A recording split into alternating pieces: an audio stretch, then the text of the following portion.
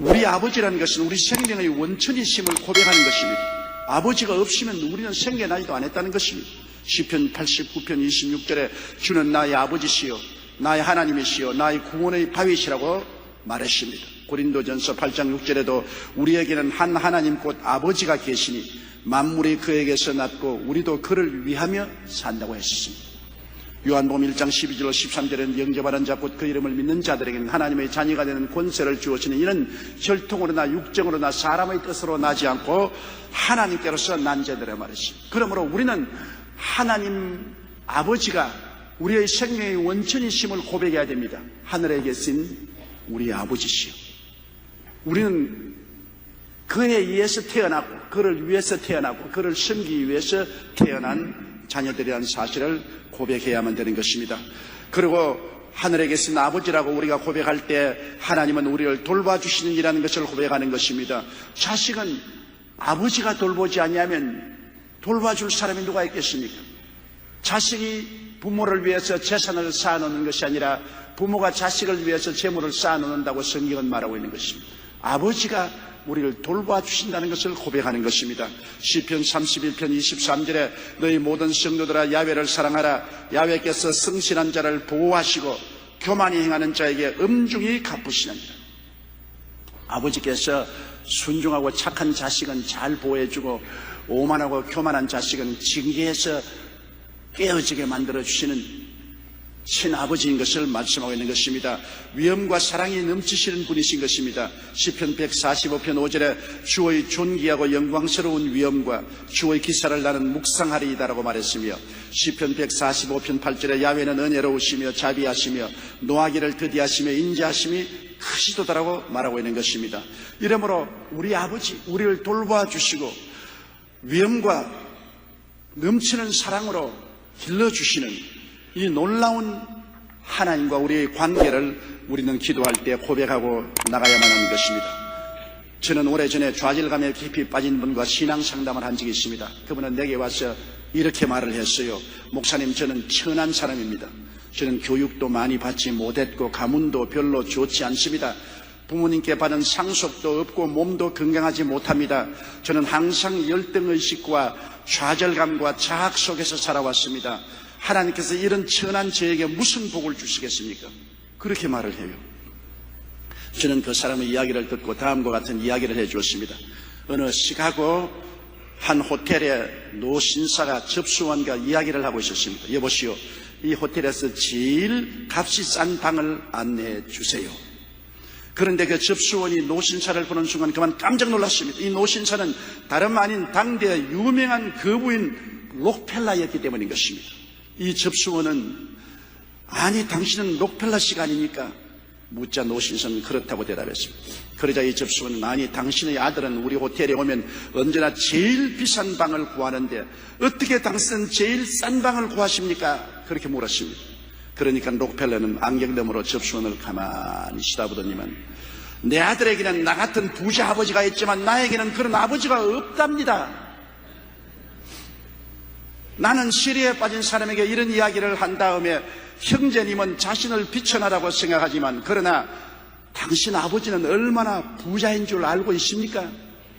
그러니까 그 사람이 아니 우리 아버지가 부자라고요?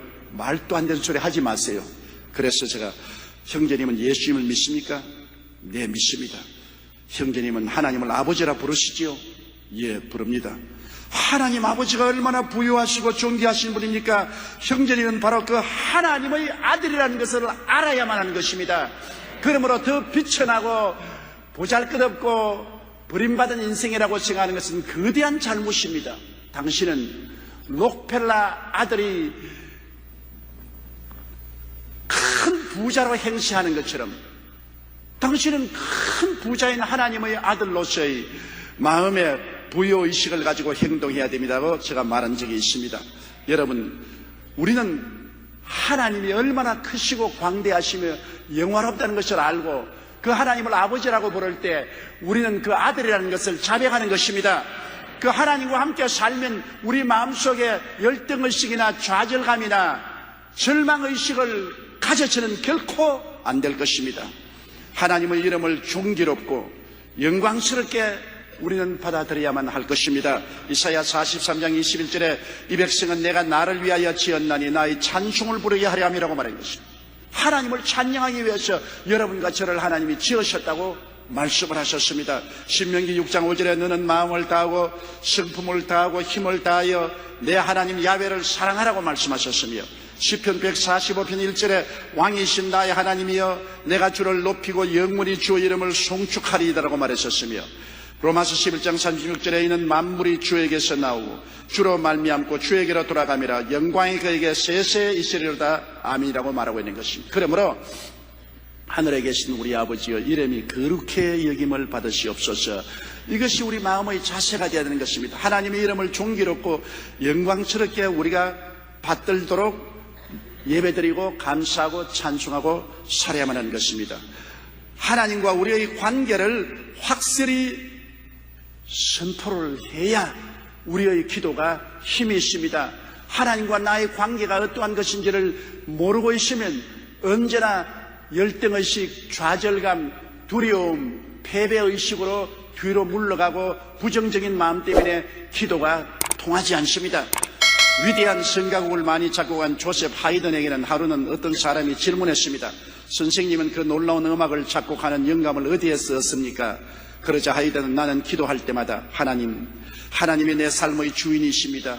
하나님이 내게 지혜를 주셔서 내가 아름다운 음악을 작곡하게 되면 이것은 하나님의 영광을 위해서 작곡한 것이므로 하나님의 영광을 위해서 이 음악을 주님께 드릴 것입니다 라는 기도를 드립니다. 그가 작곡한 천지 창조는 성경 창세기와 존 밀턴이 쓴 신라군에 근거하여 만든 위대한 곡입니다. 이 곡이 비엔나에서 공연되던 그날 그는 몸이 너무나 아파서 2층 발코니 뒤에서 쭈그리고 앉아 있었습니다. 그날 지휘하는 하이든의 천지창조를 정말 감동적이고 멋있게 했습니다. 연주가 끝났을 때 청년 모두 일어나서 박수 갈채를 하고 앉을 줄을 몰랐습니다. 그러나 그 지휘자는 박수치는 청중을 중지시키면서 날 보고 하지 마시고 저 발코니 뒤에 쭈그리고 앉아있는 저 하이든 저분이 이 곡을 작곡했습니다. 사람들은 다시 고개를 돌려서 하이든을 바라보며 일제히 일어나 박수를 쳤습니다. 그러나 하이든은 엄숙한 얼굴로 청중들의 박수를 중단시켰습니다. 이 박수는 제가 받을 수 없습니다. 그리고 그는 하늘을 가리키며 이런 유명한 말을 했습니다. 나는 아무것도 아닙니다. 하나님께서 하셨습니다. 이 모든 것은 하늘로부터 온 것입니다. 하나님께서 나의 연약함을 아시기 때문에 하나님께서 나에게 지혜를 주셨습니다. 그분께만 영광을 돌리십시오. 여러분, 하나님께만 우리가 영광을 돌리면서 살아야 됩니다. 그렇기 때문에 하늘에 계신 우리 아버지여 이름이 거룩히 여김을 받으시옵소서. 자고 깨고 먹고 마시고 일하고 성공하고 모든 것은 하나님께로부터 온 것이므로 모두 하나님께 영광을 돌려야지 그 영광을 우리가 자취하면 도적질하는 사람이 되고 마는 것입니다. 그렇기 때문에 우리의 기도의 시작을 잘 해야 되는 것입니다. 하나님은 하늘에 계시기 때문에 높이 쳐다보고 경배하고 받들어야 될 하나님인데 그러나 그분이 우리 친아버지 그분으로 말미암아 내가 태어났고 그분을 위해서 살고 그분을 섬기기 위해서는 존재한다. 나의 모든 삶은 그분을 존귀롭게 하고 그 이름을 영화롭게 하기 위해서 살아가고 있다는 근본적인 마음의 자세가 올바르게 이루어져야만 되는 것입니다. 둘째로 우리가 기도해야 될 것은 하나님의 관심사입니다. 하나님은 하나님의 나라가 이 땅에 임하기를 간절히 소원하고 계십니다. 하나님의 나라는 에덴에서 일었으나 갈보리 십자가에서 예수님이 이하여 회복되었습니다. 하나님께서는 에덴을 지으시고 에덴에 하나님의 나라를 이루하시고 하나님의 영광과 권세를 아담에게 주었습니다만 아담이 하나님을 반역하고 하나님이 주신 권세와 영광을 마귀에게 다 넘겨줘 버리고 말한 것입니다. 이 세상의 모든 권세와 영광을 하나님은 아담에게 주었으나 아담은 이를 마귀에게 넘겨주고 천국은 신라군이 되어버리고 말한 것입니다.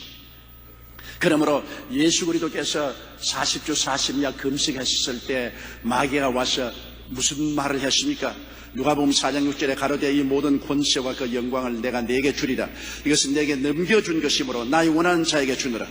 이 세상의 권세와 영광을 마귀가 예수께 보이면서 너가 내게 절하면 내가 이것을 내게 주겠다. 이것 나도 내 것이 아니다. 내게 넘겨준 것입니다. 누가 넘겨줬습니까? 아담이 하나님을 반역하고 그 영광을 마귀에게 넘겨준 것입니다.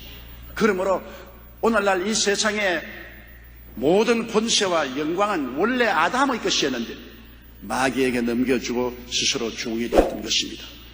그런데 예수님은 십자가에서 몸짓고 피 흘려서 이 마귀의 정사와 권세를 벗어버려 밝히 승리하셨습니다. 골로새서 2장 15절에 정사와 권세를 벗어버려 밝히 드러내시고 십자가로 승리하셨느니, 마귀의 정사와 권세를 주님께서는 벗어버렸습니다. 이 땅에 하늘나라가 임하시도록 하신 것입니다. 골로새 1장 13절에 그가 우리를 흑암의 권세에서 건져내사 그 사랑의 아들 나라로 옮기셨다고 말한 것입니다. 그러므로 하나님께서는 예수 그리스도를 통해서 이 땅에 하늘나라를 허락해 준 것입니다. 하늘나라는 바로 의의 나라인 것입니다. 죄에서 용서받고 의를 주시는 의의 나라입니다. 로마서 8장 1절로 2절에 그러므로 이제 그리스도 예수 안에 있는 자에게는 결코 정죄함이 없나니 이는 그리스도 예수 안에 있는 생명의 성령의 법이 죄와 사망의 법에서 너를 해방하였습니다. 죄와 사망의 법에서 해방시키고 의를 주는 그것이 하늘나라인데, 그 나라가 이 땅에 임하기를 하나님은 원하시고 계신 것입니다. 하늘나라는 성령 충만의 나라인 것입니다. 예수 그리스도 안에서 성령이 이 땅에 와서 다스리는 나라가 바로 하늘나라인 것입니다. 디도서 3장 6절로 7절에 성령을 우리 구주 예수 그리스도로 말미암아 우리에게 풍성히 부어주사 우리로 저희 은혜를 힘입어 의롭다 하심을 얻어 영생의 소망을 따라 후사가 되게 하려 하심이라고 말한 것입니다. 성령을 풍성히 부어주셨습니다. 로마서 14장 17절에 하나님의 나라는 먹는 것과 마시는 것이 아니요 오직 성령 안에서 의와 평강과 희락이라는 것입니다. 성령을 부어주셔서 의와 영광과 희락을 주셔서 하늘나라가 우리 속에 왕성하도록 만드시는 것입니다. 하늘나라는 또한 치료의 나라인 것입니다. 마태복음 12장 28절에 그러나 내가 하나님의 성령을 힘입어 귀신을 쫓아내는 것이면 하나님의 나라가 이미 너희에게 임하였느니라고 예수께서 말씀하셨습니다. 사도행전 10장 38절에 하나님이 나사렛 예수에게 성령과 능력을 기름 붓듯 하였으며 저가 두루 다니시며 착한 일을 행하시고 마귀에게 눌린 모든 자를 고치셨으니 하나님이 저와 함께 계셨다고 말씀하셨습니다. 그러므로 하나님의 나라는 임하자마자 치료의 역사가 일어나게 되는 것입니다. 제가 한때 뉴올리언스에서 성회를 했는데 말씀을 전가하고 난 다음 병자 위에 기도를 했는데 하나님 계시가 왔어요. 어떠한 사람이 오랜 두통으로 절망 상태에 이른 사람이 고침을 받았으며 어떤 부인이 산후 조리를 잘못해서 몸 전체가 병들어 고통을 당하고 있는데 하나님이 고쳤다. 그렇게 제가 선언을 했습니다. 그런데 많은 미국 사람들이 나와서 간증을 했는데 아무도 그 병에서 나았다는 간증한 사람을 제가 못 봤어요. 그래서 하나님이 시간을 두고 고치시려나 보다 하고 그 이튿날 뉴욕으로 가려고 비행장에 왔는데 그곳에 있는 한인 목사님이 제게 뛰어와서 다짜고짜로 목사님 도대체 어떻게 이런 기적이 일어날 수 있습니까? 그래요. 왜 그러냐니까 그 목사님이 이렇게 말했습니다. 자기가 목회하는 교회에 교수가 있는데 극한 두통에 시달려 교수직을 포기해야만 하는 상태까지 이르렀다가 성회에 참석한 후에 깨끗이 나아버리고 말았습니다. 그리고 또 들어보세요. 그 교수님 부인은 산후통으로 오랜 기간 동안 고생했는데 역시 성회에 참석했다가 그 자리에서 고침을 받았다는 것입니다. 그래서 하나님은 이런 기적으로 온 교회가 발칵 뒤집어졌다는 것입니다. 그러면서 목사님은 그분들이 어제 간증을 하려 했으나 미국 사람들이 많이 나와 간증을 하기 때문에 포기하고 말았으나 오늘 목사님께 대신 간증을 해달라고 해서 공항에 뛰어나와서 간증을 한다고 말했습니다. 하나님의 나라가 임하면 치료의 기적이 일어나게 되는 것입니다. 주님은 이 하늘나라가 임하기를 간절히 원하고 기도하라고 말한 것입니다. 또 하늘나라는 아브라함의 복의 나라입니다. 갈라디아 3장 13절로 14절에 그리스도께서 우리를 위하여 저주를 받아서 율법의 저주에서 우리를 속량하였으니 이는 기록된 바 나무에 달린 자마다 저주 아래 있는 자라 하였습니다. 이는 그리스도 예수 안에서 아브라함의 복이 이방인에게 미치게 하려 함이라고 말씀하셨습니다. 그러므로 하나님의 나라는 저주에서 해방을 얻어 아브라함의 복이 임한 그런 나라인 것입니다. 이를 위해서 하나님께서는 기도하기를 원하시는 것입니다. 하나님의 나라는 재림과 부활 천국인 것입니다. 주님께서 재림하시고 우리는 부활하고 그리고 새하늘과 새 땅과 새 예루살렘으로 들어가는 이 위대한 역사가 이루어지기를 위해서 기도하는 것입니다. 데살로니가 전서 4장 16절로 11절에 주께서 호령과 천사장의 소리와 하나님의 나팔로 친히 하늘로 쫓아 강림하시리니 그리스도 안에서 죽은 자들이 먼저 일어나고 그 후에 우리 살아남은 자도 저희와 함께 구름 속으로 끌어올려 공중에서 주를 영접하게 하시리니 그리하여 우리가 항상 주와 함께 있으리라고 말씀하신 것입니다. 이런 하늘나라가 이 땅에 속히 임하도록 기도하라고 주님이 말씀하셨습니다. 이것이 주님의 관심사입니다. 정의의 나라가 임하고 성령 충만의 나라가 임하고 치료와 건강의 나라가 임하고 아브라함의 축복과 형통의 나라가 임하고 부활과 영생과 천국의 나라가 임하기를 항상 마음속에 기도하라고 주님께서 말씀하는 것입니다. 그런데 예수님 안에 하나님 나라가 임하여 있고 예수님을 모실 때 하늘 나라가 임하는 것입니다. 예수님께서 십자가에 죽을 때와 부활하심으로 마귀의 나라를 멸하고 하늘 나라를 임하게 하셨습니다. 그리스도가 바로 하나님 나라의 임금이기 때문에 임금이 계신 곳에 나라가 있는 것입니다. 예수님을 우리 마음속에 모시면 천국이 임하시는 것입니다. 마태복음 4장 17절에 회개하라 천국이 가까워 왔느니라고 했었으며 누가복음 17장 21절에 하나님의 나라는 너희 안에 있나니라고 말씀하셨습니다. 요한계시록 1장 5절로 6절에 우리를 사랑하사 그의 피로 우리 죄에서 우리를 해방하시고 그 아버지 하나님을 위하여 우리를 나라와 제상으로 삼으셨다고 말하는 것입니다. 하나님이 우리를 하늘나라와 제상으로 삼으셨다. 베드로전서 2장 9절에 오직 너희는 택하신 족속이요 왕같은 제상이요 거룩한 나라요 거의 소유된 백성이라고 해서 바로 하늘나라가 구만리 장천 멀리 있는 것이 아니라 예수 그리스도 안에서 우리에게 임하였으니 여기에 하늘나라의 역사가 일어나도록 늘 기도하라는 것입니다. 우리 예수 믿는 신앙은 종교가 아니요 의식과 형식에 머물러 있을 것이 아니라 내용이 있어야 된다는 것입니다. 그 내용이 바로 하늘나라의 역사가 우리 속에 일어나서 의의 역사가 일어나고 성령 충만의 역사가 일어나고 치료와 건강의 역사가 일어나고 축복과 형통의 역사가 일어나고 부활과 영생의 소망이 넘쳐나는 이 역사가 일어나도록 나라에 임하여 주시옵소서 기도하라는 것입니다. 이 땅에 그리스도로 말미암아 이와 같은 역사가 일어나기를 하나님 원하고 있는 것입니다. 주님의 나라가 세상 안에 임해야만 하는 것입니다. 여러분, 이 세상은 캄캄한 마귀의 흑암 속에 있습니다. 그리고 부정과 부패로 썩어져가고 있습니다. 성경은 우리에게 뭐라고 말합니까? 너희는 세상의 빛이요 세상의 소금이라고 말했습니다. 우리는 어두움이 있는데 우리가 들어가서 빛을 비춰야 되고 썩어짐이 있는 곳에 하늘나라의 소금이 되어서 부패를 막아야만 되는 것입니다. 제가 이번에 카나다에 집회를 하는데 조직위원장이 제게 와서 몇 가지 부탁을 했었습니다. 그 부탁이 뭐냐면 목사님 절대로 설교할 때 동성연애에 관해서 공격하지 마십시오. 카나다 국회에서는 동성연애를 합법적으로 통과시켰기 때문에 비록 성경에 동성연애하는 자는 죽이라고 했지만은 성경 말씀이라도 동성연애를 반대하는 설교를 하면은 현장에서 체포당합니다. 세상에 그런 법이 어디 있습니까? 카나다는 전통적으로 기독교 국가라고 하는데 국회 하늘나라가 쫓겨나가 버리니까 국회에서 결정한 것이 동성연애를 합법적으로 결정했습니다. 그 다음 또 나보고 절대로 설교할 때 낙태하지 말은 설교하지 마십시오. 카나다에는 낙태가 합법적으로 통과되어 있기 때문에 낙태하지 말은 설교를 하다가는 현장 체포당합니다. 그 다음에는 또 절대로 설교할 때 소수민족 유대민족에 대해서 공격하지 마십시오. 유대민족이 예수님을 십자가에 못 박았다고 하는 그런 설교를 하지 마십시오.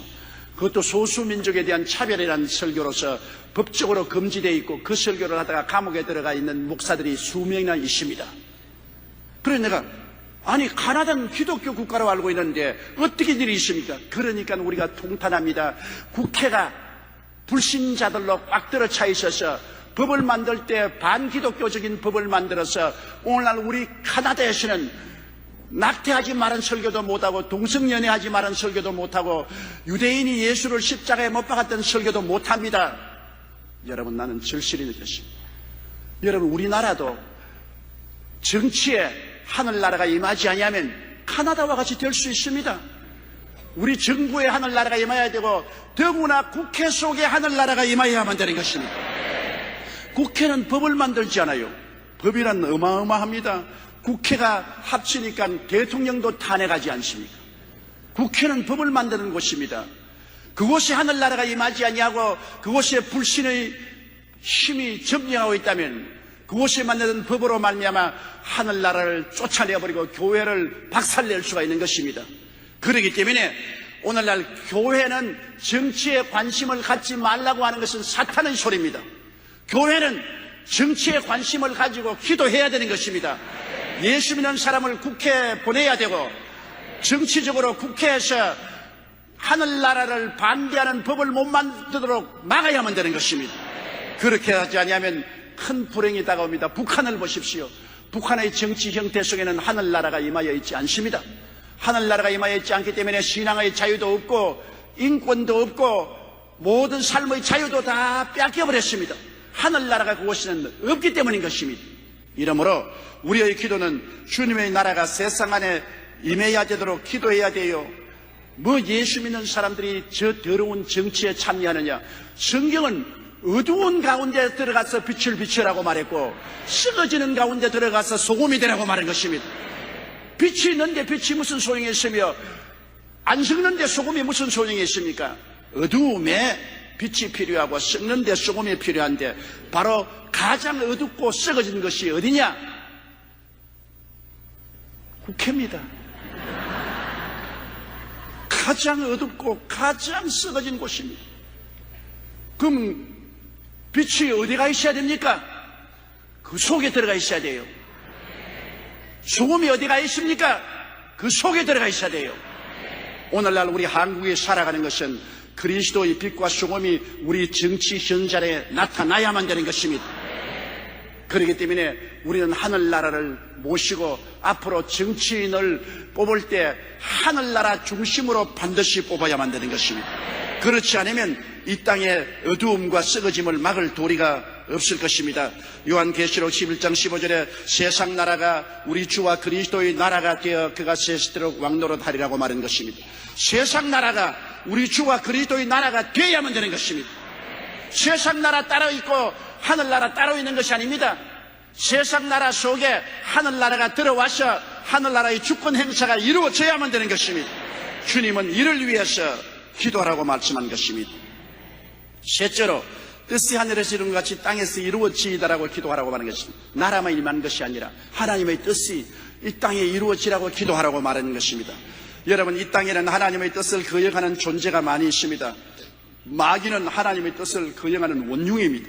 요한 1서 2장 22절에 거짓말하는 자가 누구뇨? 예수께서 그리스도이심을 부인하는 자가 아니뇨? 아버지와 아들을 부인하는 그가 즉 그리스도라고 말했습니다. 요한 1서 3장 8절에 죄를 지는 자는 마귀에게 속하나니 마귀는 처음부터 범죄함이니라. 하나님의 아들이 나타나신 것은 마귀의 일을 멸하려 하심이라고 했습니다. 마귀는 처처에 하나님의 뜻을 막습니다. 하나님의 뜻이 이루어지지 않도록 정치계, 경제계, 교육계, 사회 전반에 들어가서 하나님과 예수 그리스도를 쫓아내는 일에 전력을 기울이는 것입니다. 그러므로 우리 예수 믿는 사람들이 이 땅에 사는 것은 거룩한 영적 전쟁을 하고 있는 것입니다. 마귀는 우리 사회 전반에 걸쳐 하나님과 예수를 쫓아내버리려고 하는데 우리는 사회 전반에 걸쳐 하나님과 예수를 모시려고 하고 있는 것입니다. 그러므로 쫓아내려는 자와 모시려는 자가 성강을 할 수밖에 없습니다. 거룩한 전쟁을 우리는 계속하고 있는 것입니다. 이 세상에서 하나님의 뜻을 거역하는 자는 또한 불신자들입니다. 요한일서 5장 19절에 또 아는 것은 우리는 하나님께 속하고 온 세상은 악한 자 안에 처한. 온 세상은 악한 자가 점령하고 불신자들은 악한 자와 함께 하나님의 뜻을 거역합니다. 고린도후서 4장 4절에 그 중에 이 세상 신이 믿지 아니하는 자들의 마음을 혼미케 하여 그리스도의 영광의 복음의 광채가 비치지 못하게 하미니 그리스도는 하나님의 형상이라. 하나님의 형상인 그리스도의 빛이 비치는 것을 막는 것은 흑암의 세력입니다. 이 마귀가 사람들 마음속에 들어와서 하나님의 뜻을 거역하는 것입니다. 요한복음 3장 18절에 믿지 아니하는 자는 하나님의 독생자의 이름을 믿지 아니함으로 벌써 심판을 받은 것이라고 말씀하고 있는 것입니다. 18세기 철저한 무신론자 볼테르는 생전에 기독교 전파에는 수세기가 소요되었으나 나 볼테르는 50년 안에 기독교를 이 땅에서 없앨 수 있다고 큰 소리를 했습니다. 그러나 기독교는 그가 살아있을 때도 그가 죽은 후도 더욱 널리 전파되었습니다. 그가 죽은 지 20년 후 제네바 성서협회는 그의 집을 사들여 파리에 본부를 세우고 전 세계 성서를 보급했습니다. 볼테르는 죽기 전에 나는 태어나지 말았어야 했는데 탄식을 하고 후회했습니다. 천국도 지옥도 없다는 그가 나는 지옥에 간다고 비명을 지르면서 비참한 모습으로 죽었습니다. 세상에서 가장 무서운 죄는 하나님의 존재와 하나님의 뜻을 거역하는 것입니다. 1946년 나치 지도자 등 전범들에 대한 재판이 열렸을 때 전직 관리 한 사람이 재판을 받고 있었습니다. 그는 히틀러가 가스실에서 2,000명을 살해한 살인극을 시행할 때 대리로 그 일을 했던 사람인 것입니다. 자기는 히틀러의 명령을 받아서 2,000명의 유대인을 학살했다고 말했습니다. 그런데 그 말을 할 때 표정이 얼마나 태연하고 담담했던지 관계자들 모두가 놀랄 정도였습니다.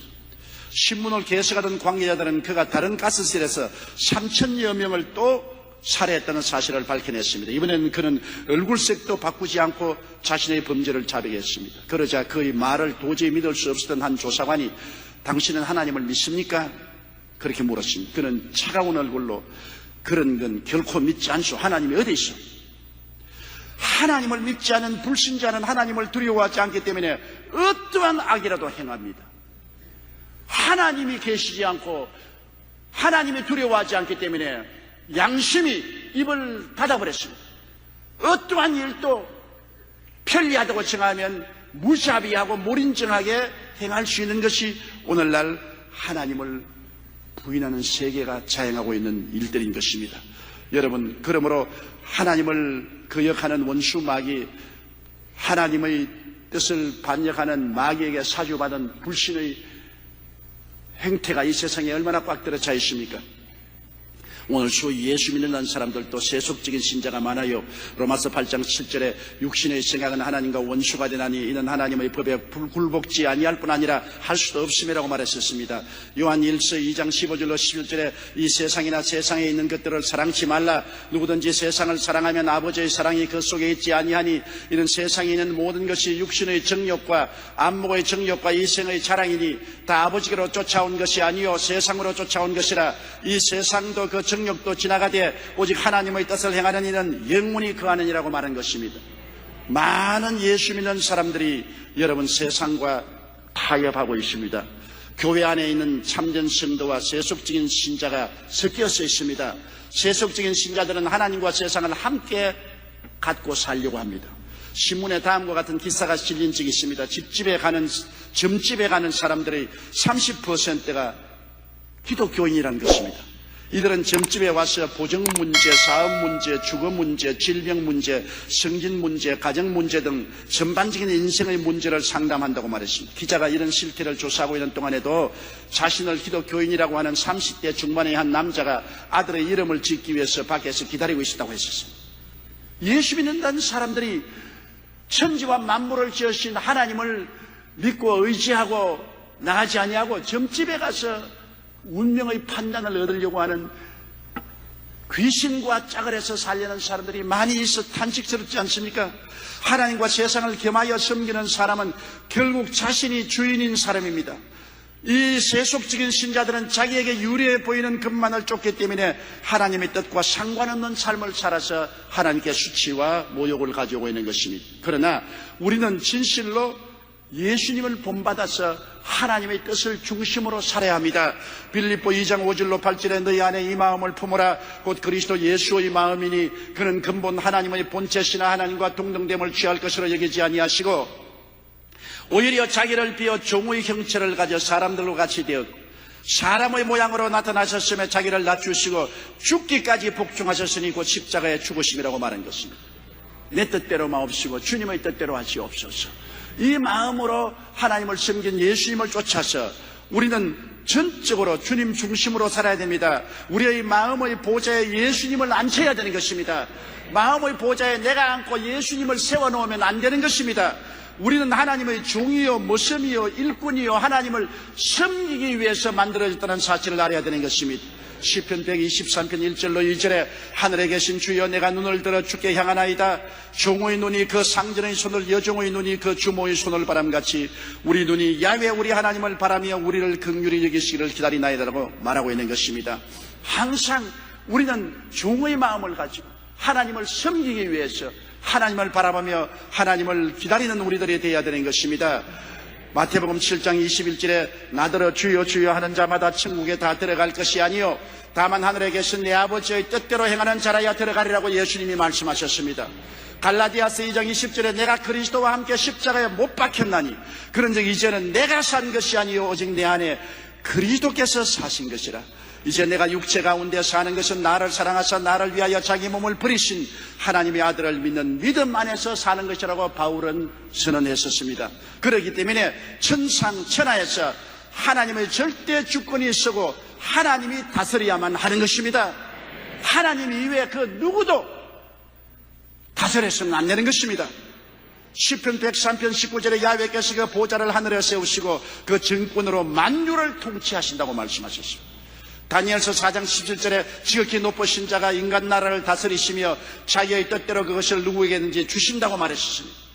역대상 29장 11절에 야훼여 광대하심과 권능과 영광과 이김과 위엄이 다 주께 속하였사오니 천지에 있는 것이 다 주의 것이로소이 야훼여 주권도 주께 속하였사오니 주는 높으사 만유의 머리가 되신다고 말하고 있는 것입니다. 여러분, 그렇기 때문에 우리가 뜻이 하늘에서 이루어진 같이 땅에서 이루어지이다. 절대 주권자의 뜻이 하늘에서 이루어졌으니 땅에서 이루어지도록 기도해야 됩니다. 마귀가 반대하고 불신자들이 반대하고 타협적인 신앙인들이 반대하더라도 우리는 예수님을 중심으로 모시고 하나님의 뜻이 하늘에서 이루어진 것처럼 땅에 이루어지도록 기도해야만 되는 것입니다. 옛날 중국의 어느 나라의 탕왕이 천자가 되고 나서 무려 7년 동안 가뭄이 계속되었습니다.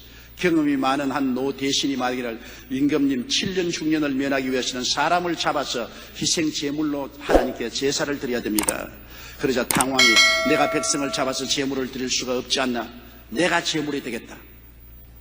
탕왕은 모욕 제기하고 흰말이 이끄는 장식이 없는 흰 수레를 타고서 희생이 데리고 들에 나가서 엎드렸습니다.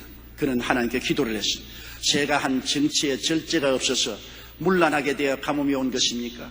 백성이 직업을 잃고 공궁에 빠져 있는데도 제가 자세히 돌보지 못해서 비가 오지 않는 것이 아니옵니까? 뇌물이 성하여 바른 도를 해치고 있기 때문에 가뭄이 온 것입니까?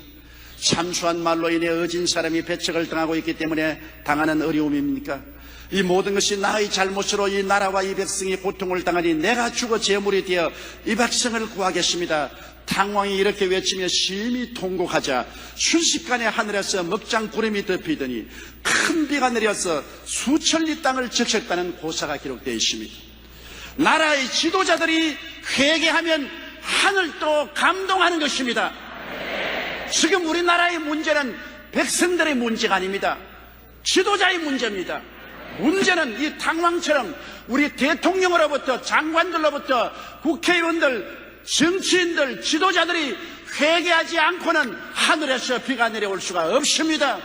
축복의 비는 지도자가 회개하고 부르짖어야 변화가 다가오게 되는 것입니다. 그뿐 아니라 이 땅에 주의 나라를 전하는 교회와 성도들이 회개하면 어찌 하나님께서 가만히 보고 계시겠습니까? 주를 경배하는 주의 백성들이 땅에서 통곡하고 부르짖을 때 하나님은 우리 가운데 영광을 나타내지 않겠습니까? 우리 한국은 지금 기로에 서 있습니다. 여러분, 지도자는 백성들을 잘못했다고, 백성은 지도자를 잘못했다고, 지도자는 지도자끼리 잘못했다고 한 사람도 회개하려고 하지 않습니다. 내 탓이라는 사람은 없고 전부 내 탓입니다. 내가 잘못했다, 나는 잘했다, 회개하지 않습니다. 성경은 회개하라 천국이 가까워 왔다고 말하는 것입니다. 아무도 회개하지 않으니 교회라도 회개해야만 되겠습니다.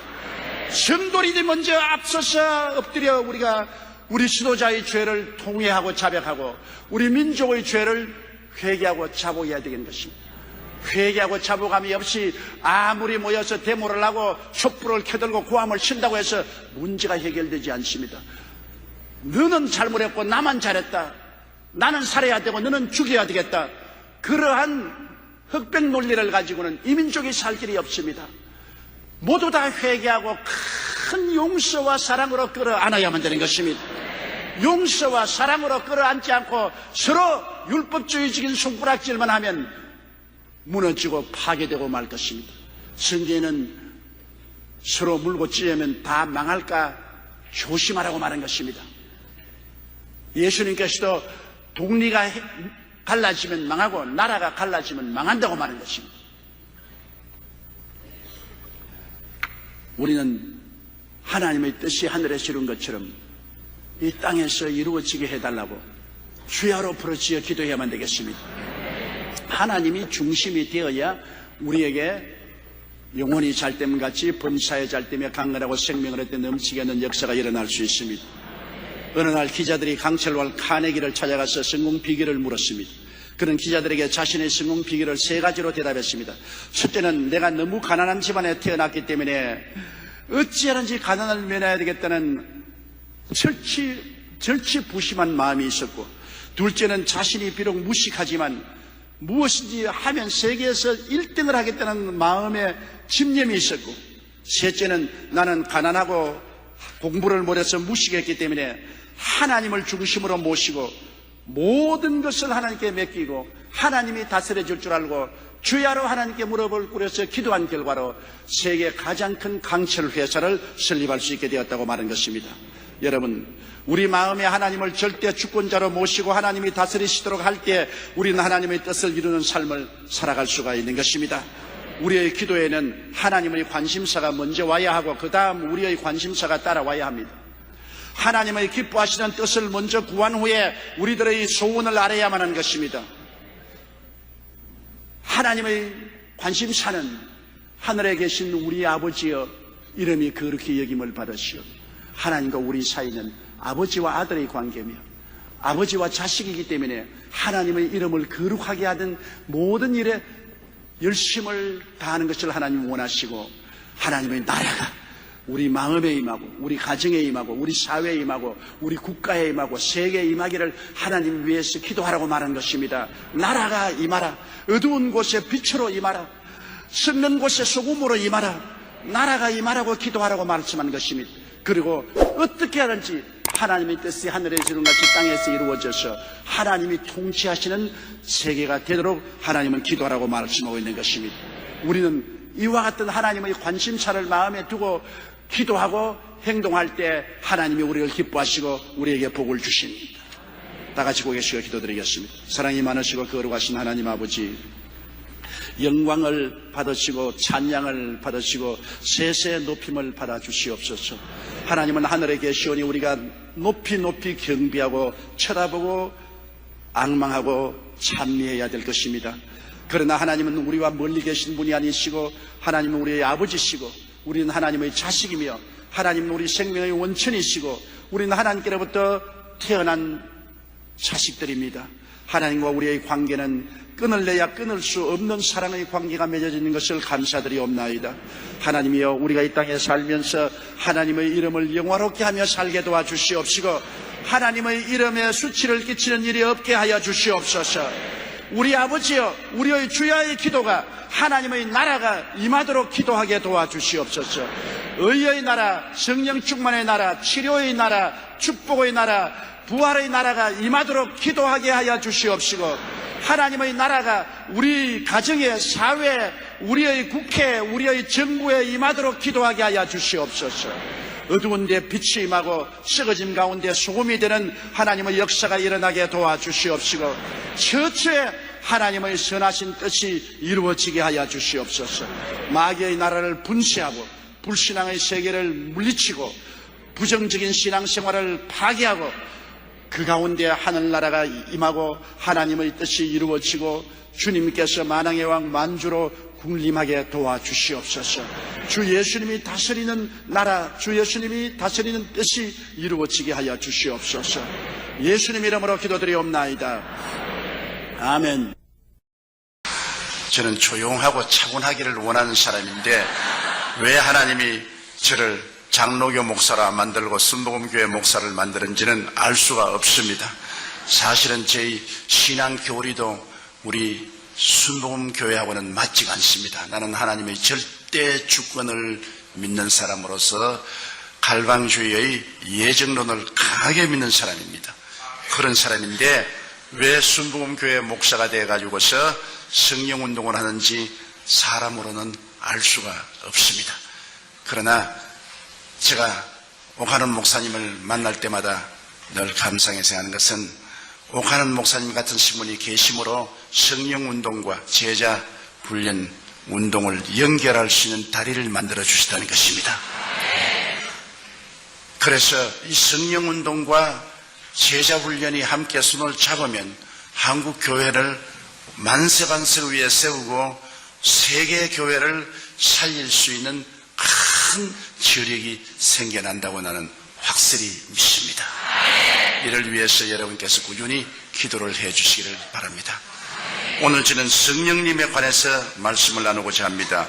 구약 4000년 동안은 삼위일체 하나님 중에 성부 아버지가 정면에 나와서 일을 하셨죠. 그러나 하나님께서 구약에 약 300번 이상으로 아들 예수님을 보내주겠다고 예언하시는데 그 예언대로 2000년 전에 예수님이 삼위일체 하나님 중에 정면에 나오셔서 아들의 시대가 왔었습니다. 그러나 33년 만에 예수님께서 십자가에 죽었다가 부활하시고 일을 마치시고 승천하실 때 주님은 바톤을 삼위일체 하나님 중에 제3위인 성령께 맡기고 가셨습니다. 이제 내가 가면 성령을 보내겠다고 하시는데 오순절 날에 말씀하신 대로 성령이 임하여서 오늘날 우리가 사는 이 2000년 동안 복음시대에는 성령이 정면에 나와서 일하는 성령의 시대인 것입니다.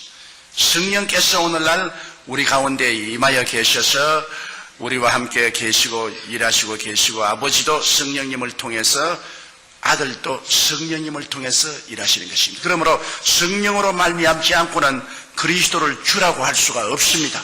성령으로 말미암지 않고는 야훼 하나님을 아버지로 부를 수도 없습니다.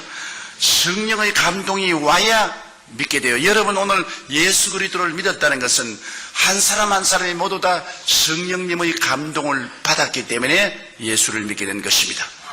제가 시내문에 목회할 때 하루 비가 오고 날이 바짝 깨었는데 이 우비를 입고 머리에 비를 잔뜩 맞은 30대의 아주 세련된 여인 한 사람이 제게 신앙 상담을 왔습니다. 그분은 우리 교인도 아니에요. 그런데 우리 교회에 와서 갑자기 신앙 상담을 요구해서 그래서 신앙 상담을 하는데 누군가 보니까 그때 한국은행 총재 딸이었어요. 그리고 그 남편은 우리 한국이 나온 세계적인 암 전문 의학 박사였습니다. 상복원 박사라고. 그런데 그 상 박사님이 일본 동경대학교 이과대학에서 박사학위를 받고 미국 UCLA에서 또다시 공부를 하고 뉴욕의 마운트 사이나이 유대인 병원의 의사로 있다가 이기붕씨 주치의로 초청을 받아서 왔는데 술을 너무 좋아해서 술을 많이 먹다가 중풍이 걸렸어요. 뇌수술을 하고 한쪽이 마비가 되니까 부인에 대한 의처증이 생겼습니다. 부인이 굉장한 미인이에요. 그러니까 부인이 아무라 자기가 이렇게 이제 반신불수가 되고 하니까 다른 남자하고 사귀게 싶어서 부인을 무시무시하게 감시하는데 뭐 부인을 살 수 없게 해요. 매일찌개까지 생선회 칼을 가지고 목에 대놓고 오늘 너 누구 만났냐고 이렇게 하니 이 사람이 무식한 사람도 아니고 세계적인 암학자고 의학 박사가 그렇게 하니 기가 막히죠. 그래서 자기는 어떻게 해야 살 수 있느냐고 아주 완전히 노이로제에 걸리게 되었다고. 친구가 여의도 순복음교회 가서 한번 목사님과 상담해보라고 해서 왔다 그래요. 그래서 제가 당신 예수 믿는 도리밖에 없다. 하나님이 당신의 마음속에 위로와 평안을 주시기 때문에 예수를 믿고 하나님께 의지하고 하나님의 능력에 의지해서 그 남편을 감화 감동시켜라. 당신이 먼저 예수 믿고 남편을 교회로 데리고 오라고. 그랬더니만 그 다음 주일날 남편을 교회로 데리고 왔는데 남편이 아니게 아니라 이렇게 쩔뚝쩔뚝하면서 잘생겼어요. 대구 사람인데 아주 강한 경상도 액센트를 쓰는 사나이입니다. 그런데 예배를 피하고 난 다음에 내 사무실인데 그거 부인하고 쩔뚝쩔뚝하고 들어왔어요. 조 목사, 네, 왜 그랬어요? 당신 말이야 설교할 때 우리 마누라만 쳐다보면 죽여버려. 기가 칵 막힙니다. 내가 그때 우리 교인이 한 4,000명 됐어요.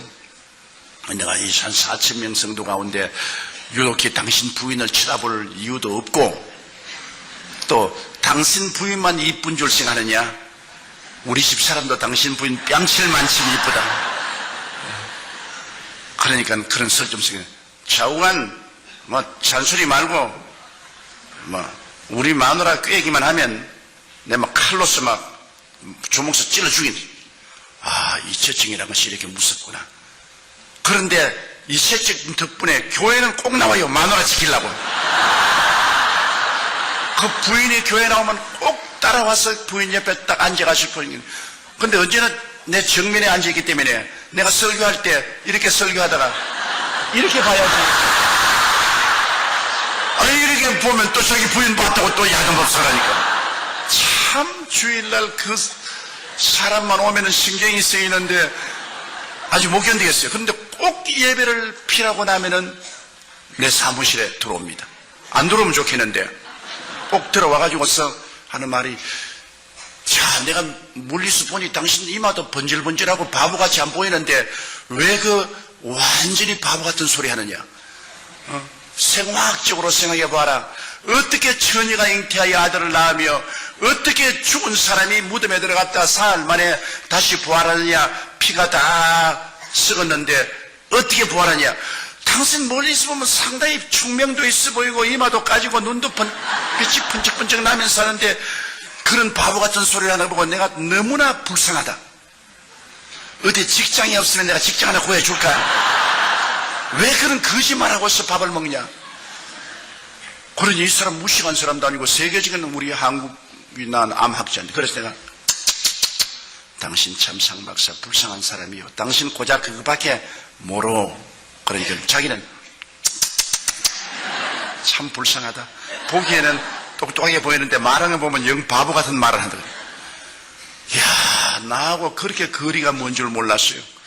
신령한 세계는 전혀 모르니까 내가 하는 말하고 그가 하는 말은 완전히 다른 세계예요. 그래서 난 관심을 안 기울입니다. 내버려 놓고서 1년 동안 그 사람이 늘 나오면서 늘 저희 설교를 비평을 합니다. 바보 같은 말이라든지 사리에 맞지 않다, 비과학적이다, 지식이 없는 무식한 소리다. 그래도 귀뚱으로 들었는데, 크리스마스 날 제가 설교를 하는데 앉아서 손수건을 내서 자꾸 눈물을 닦아요. 그래서 그 사람이 언제 우느냐? 부인하고 싸우면 웁니다. 그래서 내가 크리스마스 아침부터 싸웠구나. 우는 거 보니까 그 자꾸 눈물을 닦더니만 근데 예배를 피하고 난 다음 내 사무실에 또 왔어요. 그래서 장 박사 왜 크리스마스 날 아침부터 부인하고 싸웠느냐? 또 울게 하니까 안 싸웠어. 그럼 왜 울어요? 나 말이야 당신에게 와서 바보 같은 소리 1년 동안 듣다가 스키스프레이니아 정신분열증이 걸렸어. 오늘 아침에 당신이 무슨 동정녀가 아기를 낳고 말이야 그가 하나님 아들이고 그런 소리 하는데 내 머리로서는 전부 바보 같은 소리 같은데 내 마음이 뜨끈해지더니만 당신 말이 다 믿어지지 않냐? 그러니 이것이 정신분열증의 증거라고. 마음이 뜨거워져서 머리는 안 믿는데 마음은 믿어지는 것은 정신분열증이야. 그러므로 당신에게 와서 1년 동안 설교 듣고 바보 같은 말 듣다가 내가 정신분열증 걸리는데 책임져 고쳐! 나보고 고쳐줘! 그래서 잘 걸렸다. 당신 그 정신분열증은 천당 가는 정신분열증이다. 그게 걸려야 천당을 간다. 내가 그 고칠 약을 줄게. 그 무슨 약이냐? 구약과 신약이 있다. 당신이 이제 이 성경을 가지고 가서 구약과 신약을 읽는데 구약은 좀 어려우니까 마태복음 신약부터 읽어라.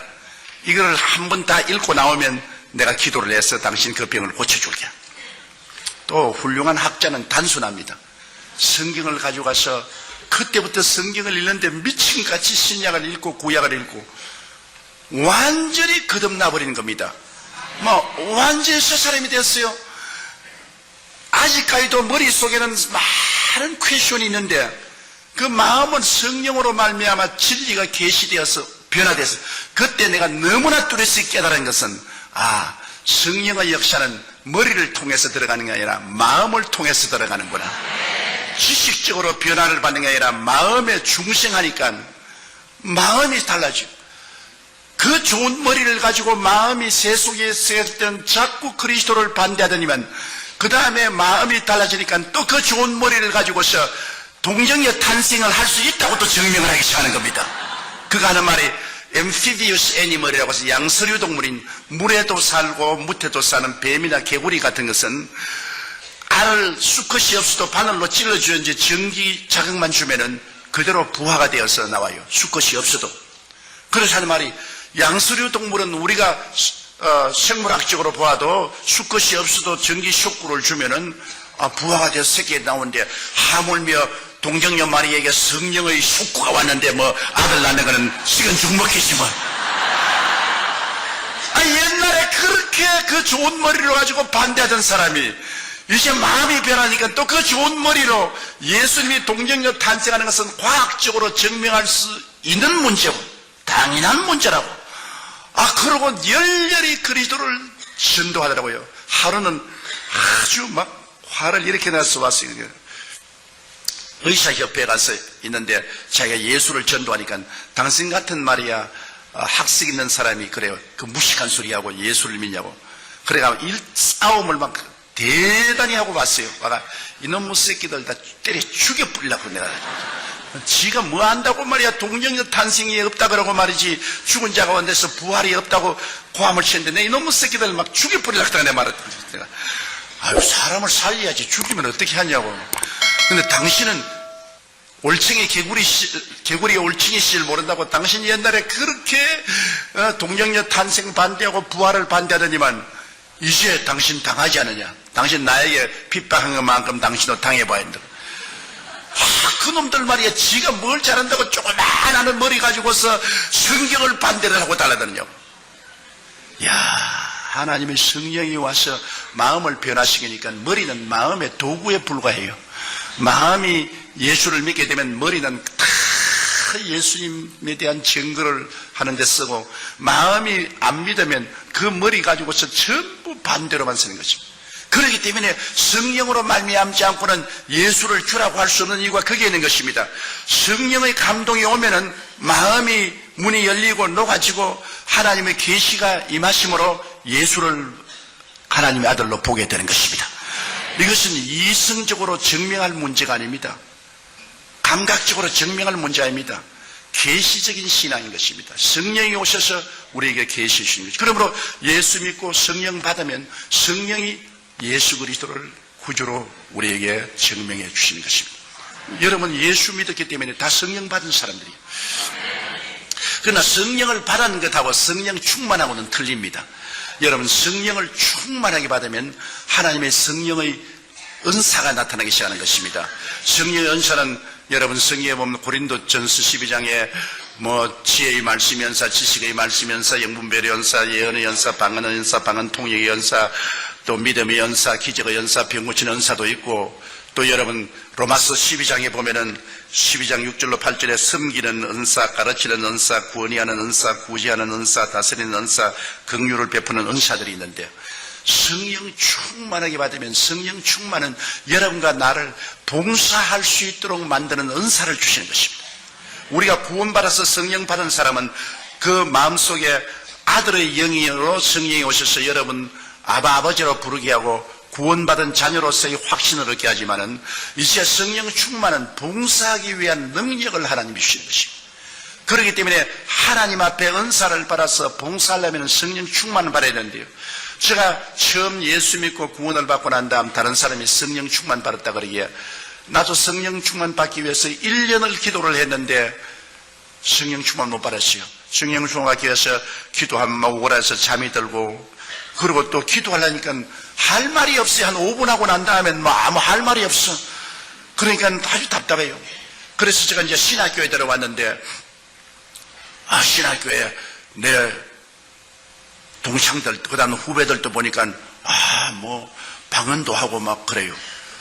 아유, 난 뭐, 영 아니라. 그래서 제가, 뭐, 너희들 뭐, 방언한다고 뭐 큰 소리 하느냐? 나는 방언 안 해도 너희들보다 훨씬 낫다. 그런 큰 소리 했는데, 저하고 같이 동역을 하다가 나중에 저희 장모님이 된 최하실 목사님이 제가 동기 동창을 들어왔는데, 내가 20대인데 이제 40이 넘어서 학교를 들어왔어요. 하는데, 그런 보면 늘 제일 앞자리에 수업 시간에 앉아가지고서 기도를 하는데 얼굴이 파랗게 아주 성령의 불이 임해가지고서 손을 떨면서 방언을 해요. 방언을. 그런데 내가 부럽기도 하고 밉기도 하고 그래가지고서 무식한 사람들이 그런 쓸데없는 소리 한다고 말이야. 알아듣지도 못한 말 뭐 때문에 하느냐 말이야. 아는 말로 해야지 모르는 말 그런 것 왜 하냐. 그렇게 했는데 토요일마다 우리 신학생들이 바구다공원에 전도를 나갔어요. 제가 학생회장이고 그때 그 최하실 목사님이 전도부장이었는데, 이제 제가 북을 들고 이제 북을 치면서 매 토요일마다 바구다공원에 가서 주 예수의 강림이 부르나니 하고 찬송을 부르고, 이제 바구다공원에 할 일 없는 사람 모인 사람이 다 모여오지 않아요. 그럼 설교를 하는데요. 이 왠지 나는 훨씬 최자실 목사님보다도 조리 있게 서론 본론 결론을 만들어서 설교를 하는데, 나만 설교하면 싸우자고 달라들어요. 거기 있는 사람들이 막 주먹을 휘두르고 집어치워라 고함을 치고 나에게 막 고통을 주고 핍박을 주는데, 최하실 목사님은 서론 본론도 없이 두루뭉술이 설교를 하는데도 다 사람들이 알아듣고 박수도 치고 또 다고 나면 더 하고.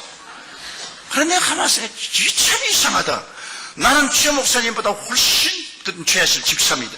최 집사님보다 훨씬 내가 웅변적이고 논리정연하고 지식적으로 설교하는데 나보고는 대들고, 최하실 목사님 두루뭉술이 같이 그냥 저런 설교를 하는데 내가 봐도 웃었는데, 그거는 말이에요. 보고서 그냥 박수도 치고 어떠한 사람 와서 안수교를 받겠다고 머리도 내밀고 그러고 더 하라고. 그래서 내가 물었습니다. 그렇게 두루뭉술이하고 설교해도 사람들이 좋아하고 말이에요. 머리도 내밀고 안수도 해달라고 하는데 그 왜 그랬어? 내가 설교 훨씬 잘하는데. 그러니까 조 회장은 성령 충만하지 않지 않아. 나는 성령 충만하고 방언 기도도 하고 그러므로 말미암아 나는 매일같이 기도를 3시간 이상씩 하는데, 뭐 학생회장 뭐 하루에 얼마나 기도하나? 한 30분 기도한다. 최 30분 기도해가지고서 가마감등 오는요. 그래 내가 속으로 결심했습니다. 나도 성령 충만 받아야겠다. 나는 예수 믿고 성령 받았지만 이제 봉사하는 능력을 얻기 위해서는 충만 받아야겠다. 그래서 상가산에 이제 성령 충만 받아 기도하려고 내 친구와 같이 이만치 큰 속방을 하나씩 사가지고서 배고플까 싶어가지고서 그걸 이제 들고서 그 상가산 위에 올라가서, 그때는 바위에 그렇게 맑은 물이 흘러내렸습니다. 여름에 양말 벗어놓고 물에 발을 당겨놓고 그러니까 찬송을 부르면서 자꾸 빵을 뜯어먹기 시작했는데, 아침에 어두우니까 빵 다 뜯어먹었어요. 그래 우리 둘이가 서시고 빵 다 먹었다. 내가 지금 배고프면 어떻게 하니? 내려가자. 그 산에서 내려가고 우리가 말았어요. 그래 뭐 성령 그래 어떻게 봤습니까? 그래 도저히 안 되겠어. 그 다음에는 토요일날 결심하라고 빵을 안 가지고 이제는 마음속에 죽기 아니면 살기로 결심을 했습니다. 마음속에. 그런 결단이 있어야 돼요. 내가 성령 받지 않고는 내가 산에서 안 내려갔다고. 상각산 제일 꼭대기에 올라갔습니다. 못 내려오려고요. 그 밤이 되니까 아이고 여름 이 짧은 반소매 입고 왔는데 얼마나 춥던지. 여름인데도 모기는 자꾸 달라들지요. 어떠니 절벽이니 내려올 수도 없는데, 기도는 한 30분 하니까 미천 다 떨어지고 할 거는 없지요. 야 죽겠대요. 시간을 안 가는데 기도는 할 것도 없고, 그리고 모기는 달라드는데 또 무슨 생각이냐면, 그때는 상각산에 가끔 범이 나타난다고 그랬습니다. 야 이 또 밤에 또 범이 나타나면 난 죽지 않겠나. 그래가 또 범하고 싸우겠다가 돌을 잔뜩 모아가지고서, 그래가 이제 돌을 손에 들고서 눈을 감으면 온 천지에 뱀이 올라오는 것 같아요. 눈도 못 감고 눈 뜨고 돈을 뜨고서 성령 주옵소서. 성령 주옵소서. 성령 주옵소서. 범하면 때리려고 돈 줬어. 뭐 그러니까 이거 기도도 안 되고 말이지. 나중에 밤 12시가 넘어 1시 2시니까 막 허기증이 다가오고 한기가 오고 죽겠더라고요. 그래서 에라 이 판 저 판 사판이다. 범이 와서 물어 죽든지 뱀이 올라와서 물려 죽든지 난 이제 성령 안 받으면 이거 아무것도 안 될 테니까 성령 충만히 받아야 되겠다. 그래서 돌도 다 던져버리고 그냥 이 소나무를 끌어안고 그때부터 제가 죄를 회개하기 시작했습니다. 일정 시대에 그때는 살기가 어려웠기 때문에 학교 갔다 오다가 나무 외밭에 들어가서 왜 훔쳐먹은 거절까지 다 회개했다고요. 어릴 때부터 지은 죄를 다 죄를 막 회개하는데 성령이 임하시니까 죄가 없는 줄 알았는데 내 죄가 그렇게 많을 수가 없어요.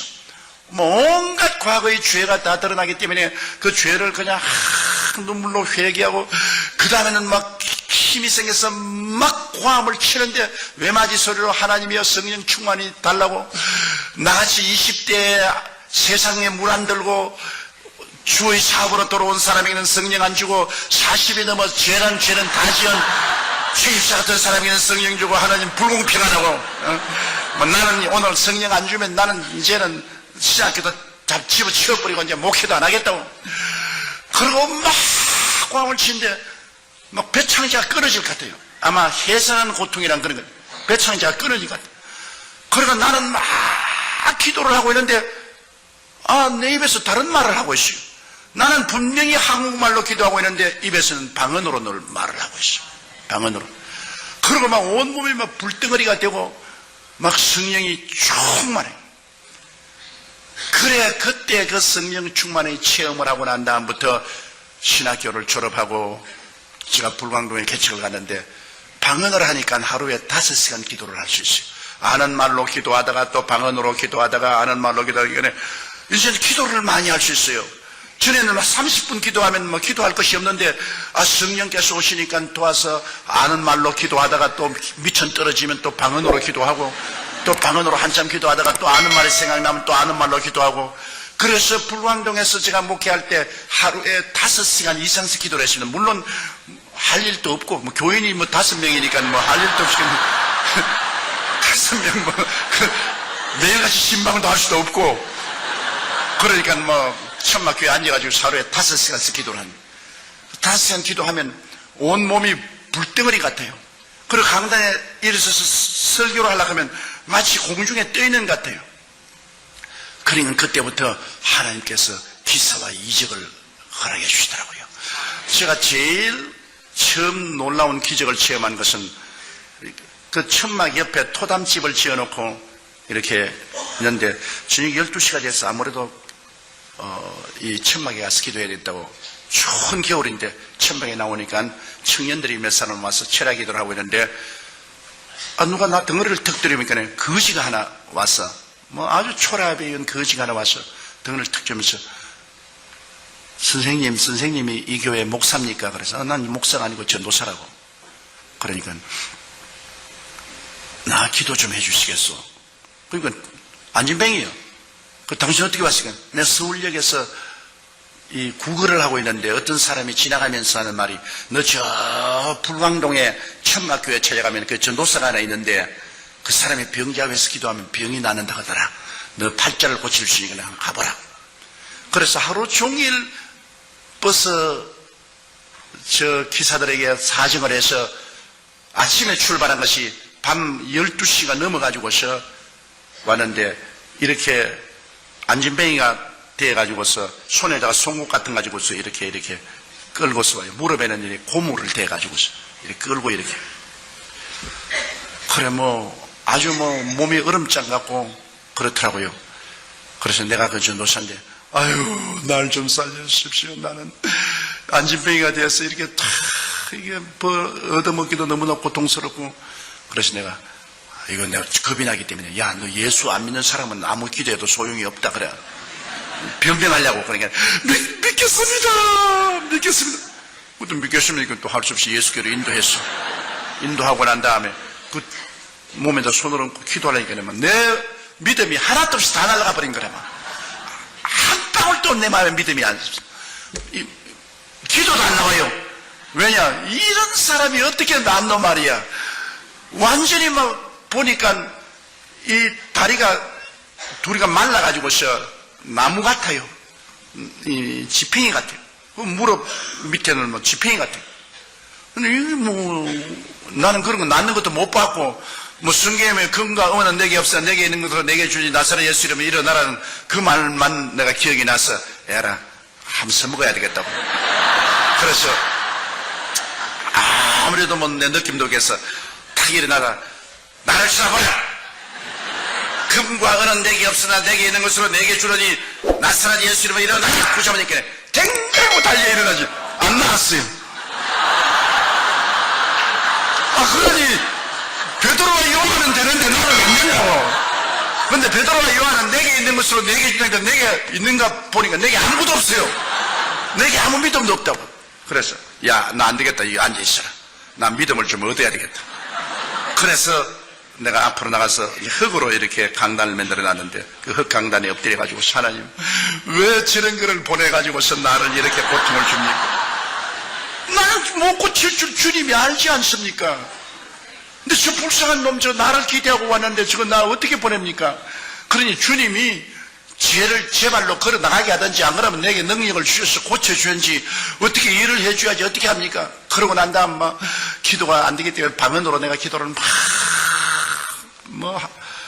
몇 시간을 했는지 모르겠어요. 그냥 눈물을 흘리고 그냥 막 부르짖고 기도하는데 갑자기 마음속에 하늘 문이 열리더니 믿음이 뭉게구름같이 오는데 나중에는 내가 어떤 느낌이냐면 내 손가락으로 지구를 이렇게 밀면은 지구가 밀려갈 것 같아요.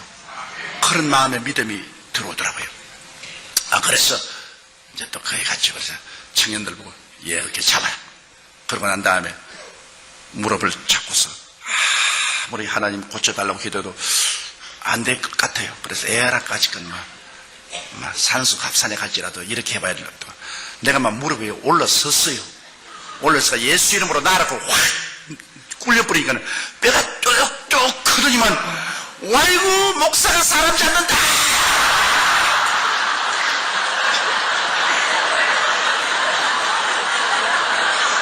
나도 뭐 이제 어쩔 도리가 없어요. 그래가지고서 이놈을 잡아서 탁 일으키니까 두 다리가 부러져가지고서 덜렁덜렁 하더라고요. 참 기가, 그러니까 그 청년들이 다 놀래가 막 다 달아났는데 말이죠. 왜냐하면